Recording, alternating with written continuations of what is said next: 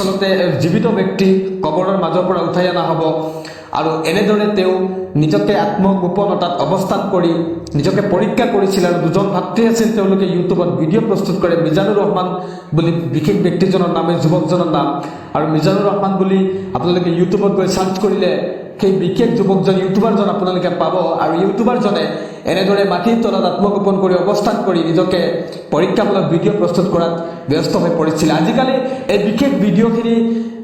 যুৱচামৰ কাৰণে এই বিশেষ ভিডিঅ'টো যুৱচামৰ কাৰণে মই অনুৰোধ কৰিম যে আপোনালোকে এনেটা চৰম পৰ্যায়লৈ ইউটিউব কৰি নাযাব যিটো পৰ্যায় আপোনালোকৰ প্ৰাণ হেৰুৱাব লগা হয় আপোনালোকৰ পিতৃ মাতৃয়ে আপোনালোকৰ